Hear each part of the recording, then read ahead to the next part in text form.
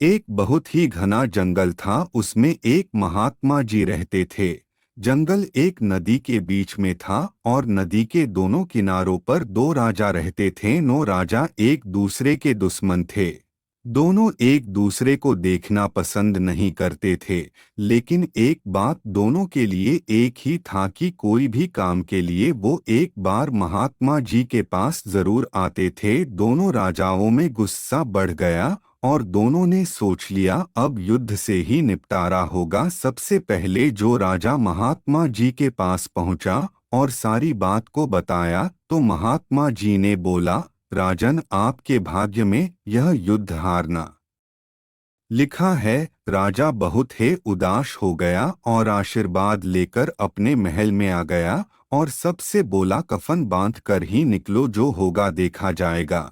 या तो मर जाएंगे या मार कर आएंगे। दूसरी तरफ दूसरा राजा आया और बोला, महात्मा जी मेरा क्या होगा। महात्मा जी ने मुस्कुराकर बोला, राजन, यह युद्ध जीतना आपके भाग्य में लिखा है। जब बहुत ही खुश हो गया और अपने राज्य में आकर सबको यह बात बता दिया। फिर क्या था, अगले दिन जब दूसरा राजा युद्ध के लिए जा रहा था तभी उसक घोड़े की एक नाल टूट गया। मंत्री ने बोला, राजन बदल लो। लेकिन राजा को बहुत ही घमंड था। उसने बोला, हम तो युद्ध जीत रहे हैं, फिर चलो कोई बात नहीं। जा युद्ध में पहुंच गया और दोनों तरफ की सेना एक दूसरे पर टूट गई। थोड़ी देर बाद दोनों राजा एक दूसरे के सामने आ गए और दूसरे राजा के घोड़े का नाल टूट गया और पहले राजा जो कि हारने वाला था दूसरे राजा को बंदी बना लिया। जीत के बाद पहला राजा महात्मा जी के पास गया